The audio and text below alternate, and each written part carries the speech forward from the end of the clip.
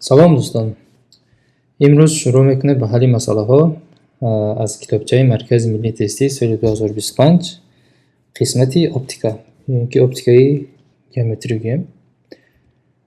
Хоб, масъалаи якуми ин қисмат чунин аст. Дар расм чӣ хеле ки дар расм дода шудааст, предмети А қарор дорад дар ягон масофаи муайян ва дар ин ҷо ҷадвал дорем. Хоб, дар кадом масофа аз предмети А тасвири он дар оинаи ҳамвор ҷойгир мешавад? Як тақсимоти хат, яъне хаткаш ин ки ҷадвал ба 1 сантиметр баробар аст. Хоб, оинаи ҳамвор аст дӯстон. Оинаи ҳамвор. Пас оинаи ҳамвор чӣ гуна хусусият дорад? Масофаи байни ҷисм ва оина, биёед инро бо ягон ҳарфи DO ишорат кунем. Агар масофаи байни худи ҷисм, яъне предмет ва оина, ва аз рӯи хатҳои геометрӣ чӣ кор кардан лозим? Яъне худи тасвири ин ҷисмро бояд кашид ва хусусияти оинаи ҳамвор ҳамин аст, ки масофаи байни ҷисм ва оина баробар аст, яъне якхел аст ба масофаи байни чӣ? Худи оина ва тасвири он. Яъне ҷисм аз оина дар чӣ қадар масофа қарор дорад? Дар 4 сантиметр, дуруст? Яъне D0 баробар аст ба 4 сантиметр. Пас расми ин ҷисм низ, яъне дар пушти, гӯё ки дар пушти оинаи ҳамвор пайдо мешавад ва дар якхела масофа, яъне масофаи 4 сантиметр. Дар ин ҷо 4 сантиметр, яъне ин мешавад масофаи байни, инро гӯем ягон D, ва ин мешавад масофаи байни тасвир ва оина. Яъне D тасвир баробар мешавад ба D худи предмет, ки 4 сантиметр аст. Хоб, яъне ҷавоби мо 4 сантиметр. Ин аз куҷо пайдо мешавад? Ин аз хусусияти, яъне аз хосиятҳои оинаи ҳамвор, ки расм дар масофаи байни оина ва расм ҷисм якхел аст ба масофаи худи ҷисм ва оина, ва боз расм, яъне расми, яъне ки гӯем тасвири худи ҷисм, яъне ориентатсия гӯем, агар ҷисм ба самти боло чунин қарор дошта бошад, расми ҷисм низ боло нигоҳ мекунад. Агар ҷисм ба самти поён нигоҳ мекард, фарз кардем чунин бошад, пас худи расм низ ба самти поён мешавад. Яъне якхела, яъне ба як самт равона ҳастанд.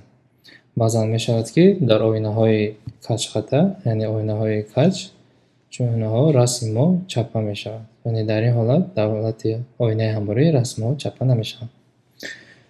Хоб, масъалаи дигар, кунҷи байни оинаи MN ва шуо, яъне нури афтанда 30 градус мебошад. Хоб, кунҷи афтиши шуо чӣ қадар аст? Яъне кунҷи афтиши шуо дӯстон чӣ аст? Ин кунҷе ки кунҷи байни хати нормал, ки ба оина гузаронда шудааст. Хати нормал чунин хаттест, ки ҳамеша перпендикулар аст ба сатҳи оина. Яъне ин аст хати нормал. Инро бо ҳарфи N ишорат кунем. Ва кунҷи афтиш, ин кунҷи байни хати нормал ва нури афтанда аст. Яъне ин кунҷ мешавад. Биёед инро бо ҳарфи альфа ишорат кунем. Пас мебинем, ки аз он хусусияти худи хати нормал, яъне нормал ба сатҳи оина чӣ аст? Перпендикулар аст. Пас кунҷи умумӣ чанд градус мешавад? Ин кунҷи умумӣ 90 градус мешавад. Яъне 90 градус баробар аст, яъне альфа мешавад ҷамъи ин қадар кунҷи дигар 30 градус. Яъне суммаи ин ду кунҷҳо баробар мешавад ба суммаи, яъне ба кунҷи 90 градус. Пас аз ин ҷо альфаро ёбем, агар 90 минуси 30 градус. Пас альфа баробар мешавад ба 60 градус. Яъне кунҷи афтиш баробар аст ба 60 градус. Яъне ҷавоб мешавад Б. Хоб, масъалаи дигар чунин аст. Дар расм рафти шуоҳои рӯшноӣ дар шиша нишон дода шудааст. Кунҷи инъикоси рӯшноӣ чӣ қадар мебошад? Хоб, анакун дар ин ҷо кунҷи, яъне хати нури, гӯем ки инъикосшаванда, гӯем ки инъикосшуда нишон дода шудааст. Дар ин ҷо нури афтанда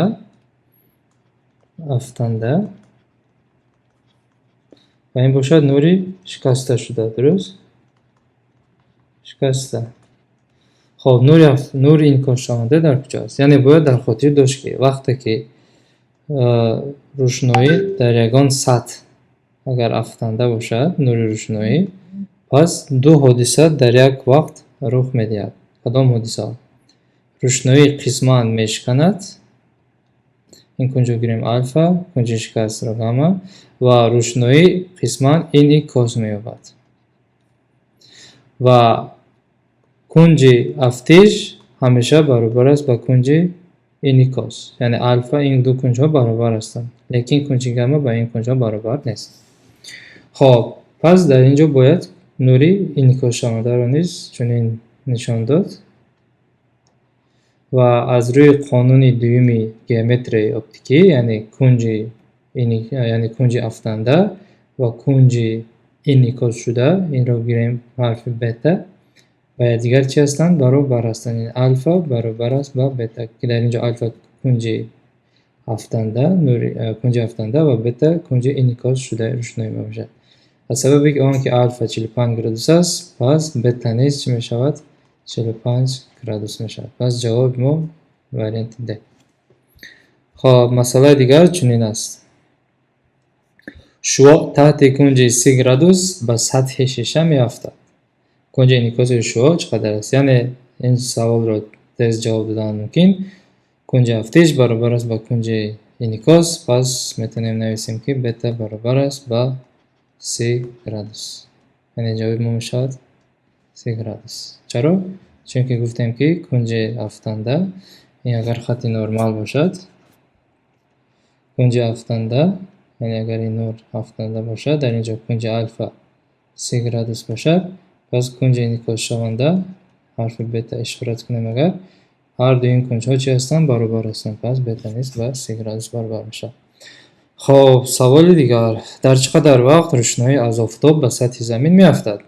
سرعت روشنایی را در هوا، یعنی 3 ضرب 10 در 8 متر تقسیم ثانیه قبول کنید و مسافت بین زمین و آفتاب 150 میلیون کیلومتر است.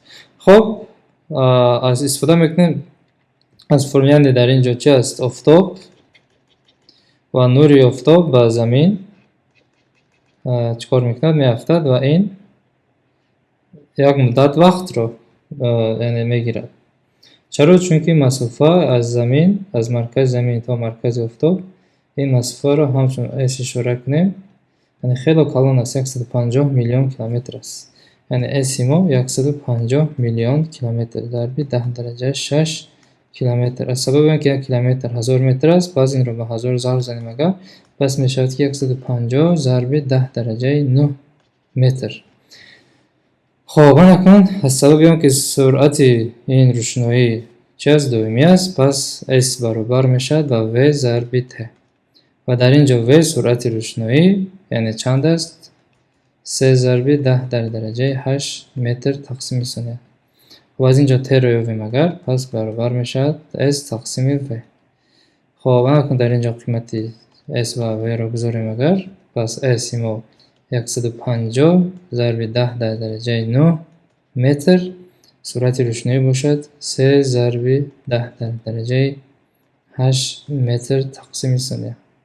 پس این برابر می شود با 15 تقسیم 3 5 و در اینجا 0 داریم 50 می شود و سبب این که 10 درجه 9 تقسیم 10 درجه 10 است، پس یک صفر عوض میکنیم علاوه میکنیم، پس متر به متر میره اختصار میشه. جواب ما میموند 500 ثانیه، یعنی تقریبا 8 دقیقه رو میگیره. یعنی روشنایی که ما میبینیم، یعنی حالا آفتابی رو که ما میبینیم، این حالت آفتاب 8 دقیقه پیش بود. یعنی روشنایی به زمین در تقریبا 8 دقیقه یا که گوییم 500 ثانیه آماده میرسد. خب مسئله دیگر: شعاع باریک روشنایی را به سطح شیشه روانه کردند. میگوییم شیشه است، این شعاع افکنده، یعنی نوری افکنده.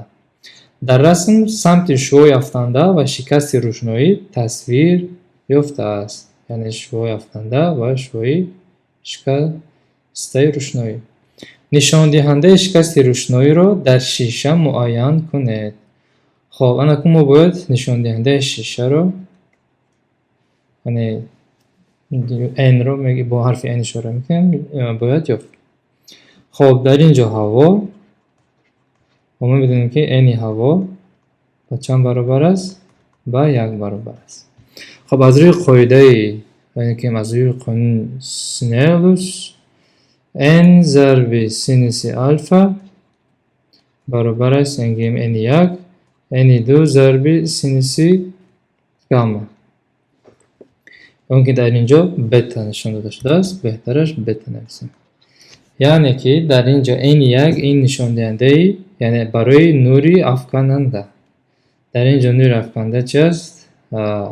از هوا درست از هوا میآید و به شیشه میترسد.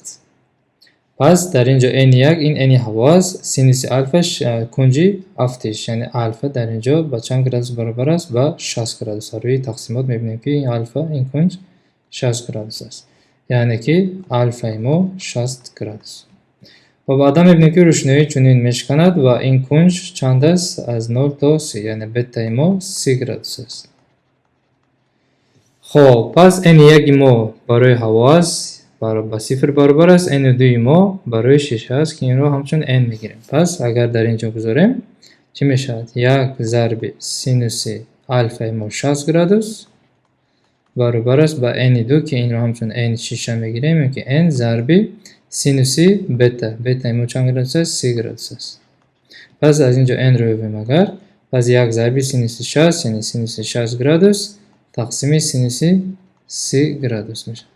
یعنی که سینوس 60 گرادوس در اینجا داده شده است 0 از 10 9 سینوس 30 گرادوس بشد 0 از 10 5 یعنی که 9 تقسیم 5 این میشود تقریبا 1.14 یعنی جواب ما میشود که واریانت 3. خب مسئله دیگر در رسم رفت شعاع‌ها در شیشه نشان داده شده است. نشان دهنده شکست این شیشه را معاین کنید. خب بیاید نشان دهنده این شیشه را معاین کنیم. خب باز از روی قانون شکست روشنایی n1 ضرب سینوس آلفا برابر است با n2 ضرب سینوس. اکنون در اینجا کنج شکست روشنایی را همچون گاما اشارت کردیم. یعنی می نویسیم گاما بتا نیو گاما. پس n1 این محیط 1 است یعنی محیط 1 در اینجا چه است؟ هوا است. عادتا هوا وقتی که گفته شده است. پس n هوا n1 این باز 1 برابر است. این شیشه است این را همچون n میگیریم. پس اگر یعنی در اینجا گذاریم بزرگی رو حاصل میکنیم 1 ضرب سینوس کنج افتش آلفا با چند برابر است؟ با 45 گرادوس برابر است با n2 یعنی n شیشه n ضرب سینوس گاما ما چند است؟ 30 گرادوس. پس از اینجا n رو ببینیم اگر برابر می شود با 1 ضرب سینوس 45 یعنی سینوس 45 به در اینجا نویسیم سینوس 45 گرادوس تقسیم n یعنی سینوس 30 گرادوس. پس سینوس 45 0 از 10 سینوس 30 گرادوس 0 از 10 5 یعنی که این می شود تقریبا این نیز می شود تقریبا 1 از 10 4 یعنی که واریانت ده. خب اکنون مسئله دیگر چون است؟ نشان دهنده شکست روشنایی در یاقوت یعنی اینکه روبین یکی از سنگ‌های قیمت بها تخمینا با 2 برابر است. معلومات جدول را استفاده برده کنج حدودی انعکاس کره روشنایی را برای یاقوت معین کنید. کنج حدودی چی است؟ این یک حادثه عجیب است که در اپتیکا دیده می شود. مثلا چنین است. یکم شرط چی است؟ جسم یعنی نور روشنایی باید این را اگر گیریم شیشه قابل کنیم نور روشنایی فرض کنیم نور روشنایی این شیشه باشد یعنی روبین یاقوت. خب نور روشنایی باید از جسم زیچ یعنی زیچی اپتیکیش کلان با جسم زیچی اپتیکیش خرد чикор кунад, ҳаракат кунад. яъне дар ин ҷо фарз кардем ки мо ягон нури рӯшноӣ чунин равон аст. дар ин ҷо ин муҳит ҳаво аст ва муҳити ин чи аст? Ёқут ё ин ки шишагӣ. пас дар як кунҷи муайян чӣ ҳодиса рух медиҳад? дар як кунҷи муайян ҳодисаи аҷиб рух медиҳад. агар фарз кардем ягон кунҷ бошад, фарз кардем ки кунҷи ягон альфа. пас одатан чӣ мегӯем? вале рӯшноӣ қисман чикор мекунад? Инъикос мешавад ва қисман мешканад. дуруст? ва чунин меравад. яъне самти худро тағйир медиҳад. ин кунҷи альфа бошад, ин кунҷи гамма. лекин дар як кунҷи муайян ҳодисаи аҷиб чи аст? ҳодисаи аҷиб ҳамин аст ки агар ҳамин кунҷро мо калон кардан гирем, пас ба як кунҷе мерасем ки чунин ҳодиса рух медиҳад. яъне рӯшноӣ ба ин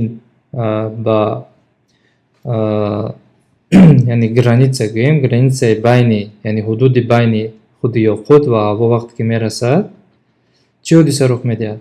ҳодиса ҳамин аст ки нури рӯшноӣ ба берун, яъне намешканаду аз рӯи ин ҳудуд ҳаракат мекунад. хоб аз ин сабаб инро мегӯянд кунҷи ҳудудии инъикоси пурра. яъне ки агар мо ин кунҷро боз калон кардан гирем, пас рӯшноӣ пурра ба дохили, яъне даруни шиша инъикос меёбад. яъне ягон қисмати рӯшноӣ берун намебарояд. хоб ин кунҷро, кунҷе ки ин ҳодиса рух медиҳад, кунҷи ҳудудии инъикоси пурраи рӯшноӣ мегӯем ва инро мо ҳамчун бо альфа 0 биёд ишора кунем. инро альфаи 0. пас барои ин ҳолат чӣ мешавад? қоидаи шикасти рӯшноиро агар истифода барем, хоб чӣ мешавад? n1, яъне муҳити якуми мо инҷо шиша аст. яъне n зарби синуси альфаи 0 баробар аст ба чӣ? баробар аст ба n-и ҳаво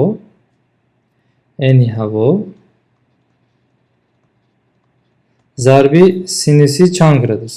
инҷо фаҳмидан бояд фаҳмем ки чаро. синуси кадом кунҷ? синуси яъне кунҷи байни нормал ва рӯшноӣ. яъне чанд градус аст? 90 градус. синуси 90 градус. пас синуси 90 градус ба 1 баробар аст, n-и ҳаво ба 1 баробар аст, яъне ин тарафи баробарӣ пурра ба 1 баробар мешавад.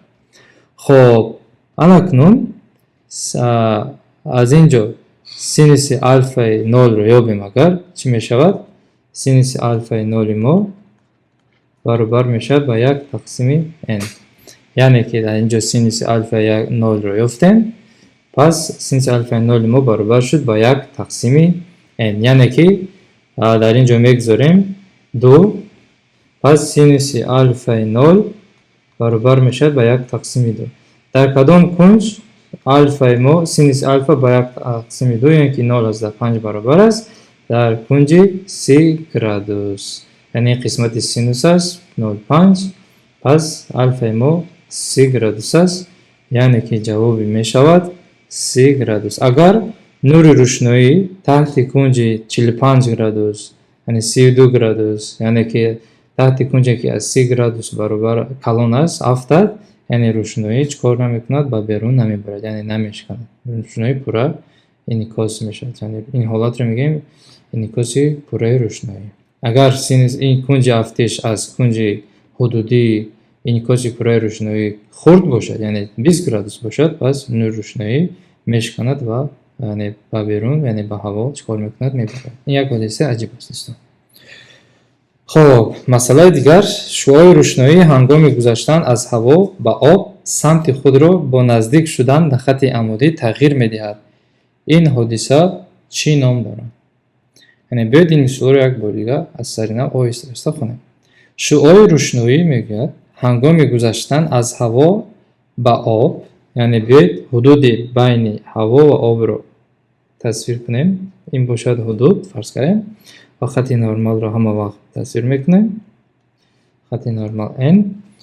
хоб анакнун شعاع روشنایی هنگام گذشتن از هوا به آب سمت خود را با نزدیک شدن به خط عمودی یعنی خط نرمال تغییر میدهد. فرض کردیم این شعاع روشنایی باشد، شعاعی که میافتد از هوا به آب. در اینجا هوا، در اینجا چی است؟ آب است. و سوال چی میگوید؟ اگر محیط های یخی بود روشنایی چیکار میکرد؟ به این سمت یعنی روانه میشد. از سبب اینکه محیط ها گوناگون هستند پس سرعت روشنایی نیز تغییر مییابد.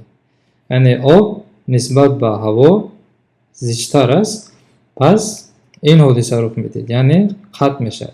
یعنی سمت روشنایی چیکار میکنه؟ تغییر مییابد. این یعنی روشنایی سمتش رو به سمت خط عمودی روان میشه، نزدیک میشه. خب این کنج رو کنج الفا میگیم، این کنج رو کنج گاما.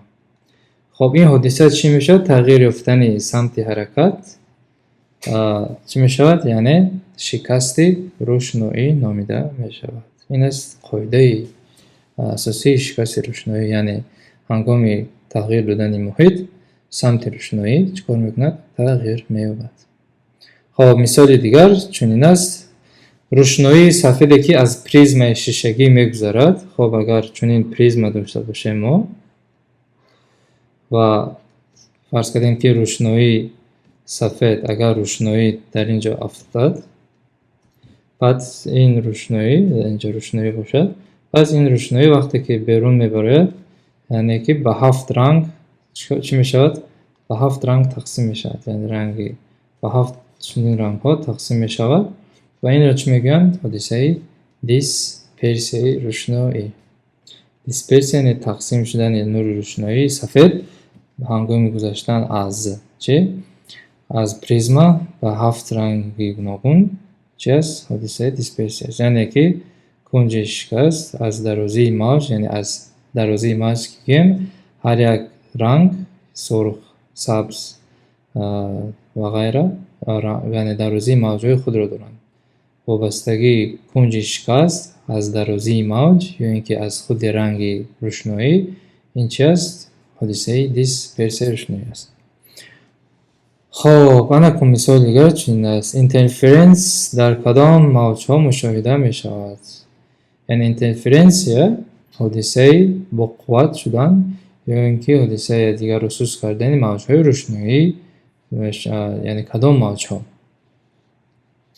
خب انا بیایید یک تا دیده بریم. یعنی حادثه اینترفرنس چی بود؟ اگر ما چنین سوراخی باشد، یگان روشنایی یک موج در اینجا افتنده باشد، پس این موج ها میتواند یا دیگر رو سوس کند یا اینکه چکار کند یا اینکه قوی کند. یعنی در بعضی نقطه ها صدا بلند می شود، در بعضی نقطه ها صدا چی می شود؟ یعنی پست می شود. یا اینکه روشنایی در بعضی نقطه ها روشنایی یعنی نقطه روشن، بعضی نقطه ها در این اکران نقطه های چی می شود؟ تاریک می شود. خب در موج‌های مکانیکی صدا و الکترومغناطیسی، تنها در موج‌های مکانیکی، تنها در موج‌های صدا، تنها در موج‌های الکترومغناطیسی. یعنی موج‌های الکترومغناطیسی روشنایی حتما حادثه اینترفرنس رخ می‌دهد. صدا چی است؟ صدا موج‌های مکانیکی است. پس در اینجا تنها در موج‌های صدا و تنها در صوت‌های مکانیکی، یعنی همه نمادهای موج حادثه اینترفرنس دیده میشه. یعنی حادثه اینترفرنس این خصوصیتی، یعنی یک خاصیت خود موج است. پس جواب چی میشه؟ در موج‌های مکانیکی، صدا و الکترومغناطیسی، یعنی جواب میشه آ. یعنی این موج که باشد پس حادثه اینترفرنس و دیفرکسیون چی میشود؟ دیده میشود. حادثه جمع‌شوی دو موج که در نتیجه آن منظره پرقوت شوی و سوس شوی لپش‌های روشنایی مشاهده می‌شود چی نام دارد؟ این چی است؟ البته که اینترفرنس است. یعنی در اینجا گفته گذاشتم. خب دیفرکسیون در کدام موج‌ها مشاهده می‌شود؟ دیفرکسیون در موج‌های الکترومغناطیسی دیده می‌شود. در موج‌های یعنی صدا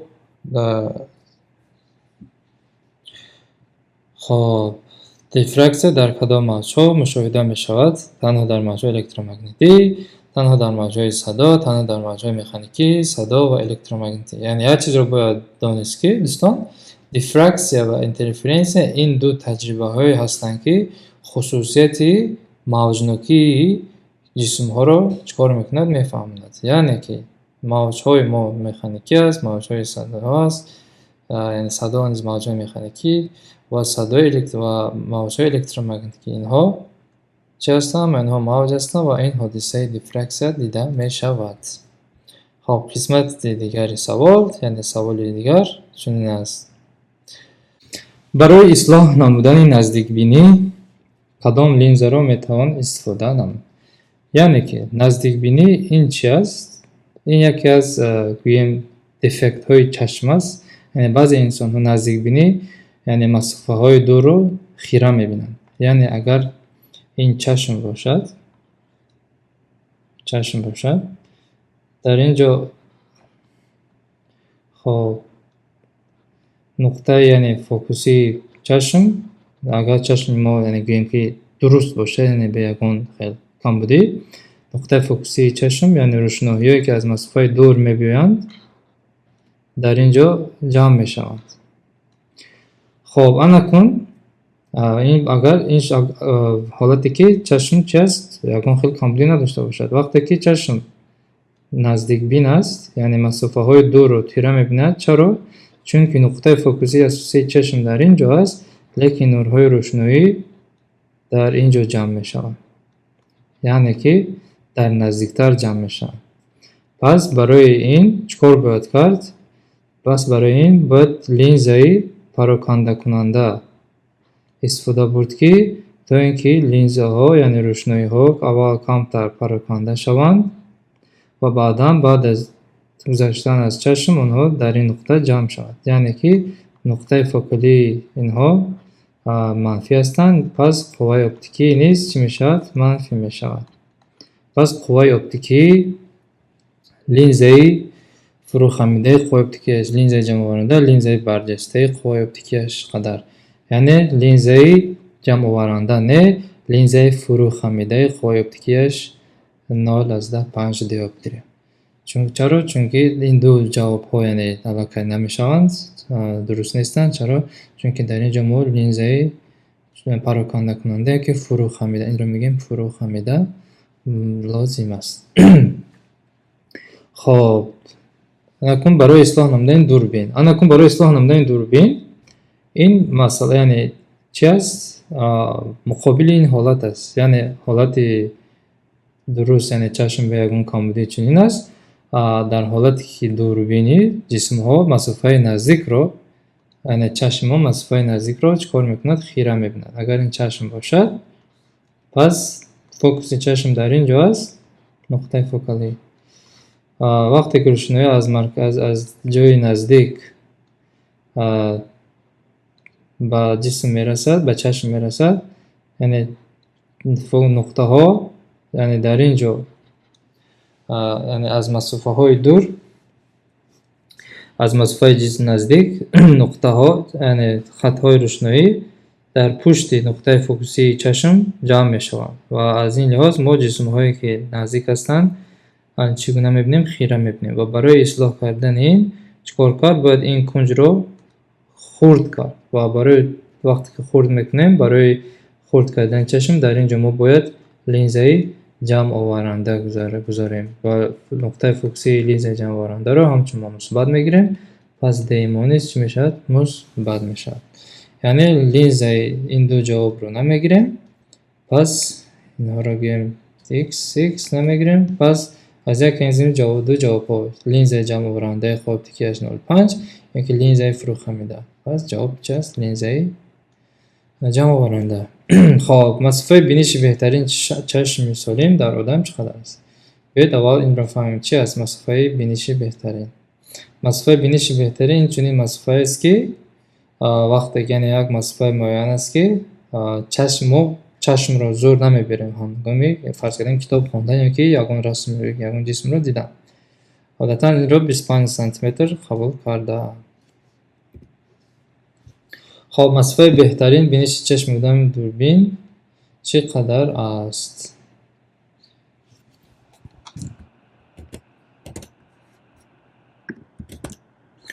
خب مسافه بهترین بینش چشم آدمی دوربین چقدر است؟ یعنی گفتیم که در مثال پیشین مسافه بهترین بینش چشم آدمی سالم چند است؟ با 25 سانتی متر برابر است. اکنون در اینجا بهترین چشم بینش چشم آدمی دوربین، یعنی آدمی دوربین مسافه نزدیک رو خوب نمیبیند و مسافه دور رو خوب میبیند. پس مسافه بهترین بینش از 25 سانتی متر چه زیاد است. خب قوه اپتیکی لینز در رسم تصویر یافته را نشان دهید. قوه اپتیکی لینز در رسم نشان دهید. یعنی قوه اپتیکی چه است؟ D برابر است با 1 تقسیم F. و از روی قانون لینز استفاده میبریم. 1 تقسیم F برابر است با 1 تقسیم D جمع 1 تقسیم چی؟ F. خب پس D برابر میشود با 1 تقسیم D چند است؟ 0.1 جمع 1 تقسیم 0.2. خب پس جواب ما چند میشود در اینجا؟ 0 از 10 1 یعنی 1 تقسیم 0 از 10 1 این چند است؟ 10 جمع 1 تقسیم 0 از 2 این 5 است. پس میشود 15 دیوپتری. جواب D. خب مسئله 400. قوه اپتیکی عینک آدمی که نقصان دوربینی دارد با 2/5 دیوپتری برابر است. مسافه کانونی لینز عینک رو یابید. یعنی D برابر با 1 تقسیم مسافه کانونی F. پس از اینجا F رو ببینیم اگر برابر میشه با 1 تقسیم D. پس این برابر میشه با 1 تقسیم 2/5 دیوپتری. خب یعنی که این برابر میشود با چند؟ 1 تقسیم 2/5 حساب کنیم اگر میشود که 10 تقسیم 25 یعنی که 0 4 درست 0.4 متر یعنی که 40 سانتی متر. خب در رسم تغییرابی سمت نورها در لینز جمع آورنده تصویر یافته است. اگر یک تقسیمات مسافه کانونی لینز 10 سانتی متر باشد قوه اپتیکی لینز چقدر خواهد بود؟ یکم حادثه یکم چیزی که اهمیت میدیم خطهای افتنده پارالل هستند. این چی معنی دارد؟ معنی آن دارد که جسم ما این روشنایی از مسافه به نهایت کلان یعنی از مسافه به آخره آنها آمده هستند یعنی افتاده هستند. یعنی D برابر میشد با به آخره. خب اکنون مسافه که آنها جمع میشوند با چند برابر یعنی چند تقسیمات 1 2 3 4 5. پس یک تقسیم اگر یک تقسیمات فکر کنیم 10 باشد پس این مسافه او گیریم اگر اینجا را همچون او گیریم چند میشود 50 سانتی متر. پس از روی قانون لینز 1 تقسیم D جمع 1 تقسیم او برابر 1 تقسیم D در اینجا 1 تقسیم به آخری جمع 1 تقسیم 50 سانتی متر اینو میگیریم با متر 0.5 میشه 0.5. پس 1 تقسیم به آخری این با 0 برابر است 1 تقسیم 0.5 میشود که 2 دیوپتری. جواب میشه 2 دیوپتری.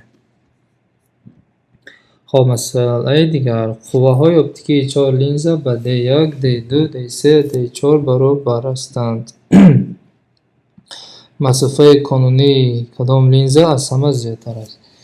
یعنی مسافه کانونی چی است؟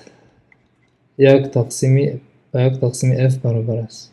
این که حرفی F کلان نیست صورت کلان ممکن است 1 تقسیم F یعنی مهم نیست با کدام حرف شورت میکنه مهم آن است که باید فهمیم. خب از اینجا اگر F رو بگیم پس میشود 1 تقسیم D. یعنی اگر مسافه کانونی کدام لینز از همه زیادتر است از همه زیاد F وقتی که D از همه خرد است یعنی از همه خرد D کدام است؟ D1. پس اگر یویم این رو میشود 1 یعنی لینز 1. یعنی که میتونیم که هر یک آنها رو یویم F1 بذاریم اگر 1 تقسیم D1 یعنی 1 تقسیم 1 برابر 1 متر. F2 میتونیم چنین به شکل یابیم D2 برابر 1 تقسیم 2 F3 و میبینیم 1 تقسیم 4 F4 باشد 1 تقسیم 10 و از همه کلانش کدامش باشد 1. خب қувваҳои оптикии чор линза мувофиқанд ба чунин қиматҳо дода шудаанд баробар аст. масофаи қонунии кадом линза аз ҳама зиёдтар аст? Яъне аз ҳама хурдтарин қувваи оптикӣ мувофиқ аст ба аз ҳама калонтарин масофаи қонунӣ, яъне фокусии линза. Пас аз ҳама хурдтаринаш кадом аст? 0,1, яъне якум линза, дуюм линза, линзаи сеюм ва линзаи чаҳорум. Пас линзаи чаҳорум аз ҳама қувваи оптикии хурд дорад. Пас маънои онро дорад ки қувваи фокусии қонунии ин линза аз ҳама чи аст? Калонтарин аст, яъне якум. хоб дар расм сохтани тасвири предмет дар линзаи ҷамъоваранда нишон дода шудааст. агар як тақсимоти меҳвари оптикии линза 5 сантиметр бошад, масофаи қонунии линза чӣ қадар аст? хоб масофаи қонунии линзаро чӣ гуна меёбем? хоб дар ин ҷо аз рӯи қонуни линзаи тунук медонем ки 1 тақсими f масофаи қонунӣ баробар аст ба 1 тақсими d ҷамъи 1 тақсими f-и хурд. дар ин ҷо дӯстон як f-и калон масофаи қонуниро дар назар дорем, f-и хурд масофаи байни тасвир ва линза. хоб агар масофаи d-ро ҳисоб кунем, чанд тақсимот аст дар ин ҷо? 1, 2 ва 3 тақсимот, яъне агар як тақсимот 5 сантиметр бошад, пас d-и мо баробар мешавад ба 3 зарби 5, яъне 15 сантиметр. ва f-и мо чанд мешавад? f-и мо мешавад f хурд 1, 2, 3, 4, 5, 6, яъне 6 зарби 5 30 сантиметр ва масофаи қонунӣ бошад дар чанд тақсимот қарор дорад? 1, 2, яъне 2 зарби 5 мешавад 10 сантиметр. хоб яъне дар ин ҷо шарт нест формаро истифода бурдан, танҳо аз ин ҷо қиматҳои додашударо истифода барем. пас меёбем ки масофаи қонунӣ яъне f-и калони мо ба 10 сантиметр баробар аст.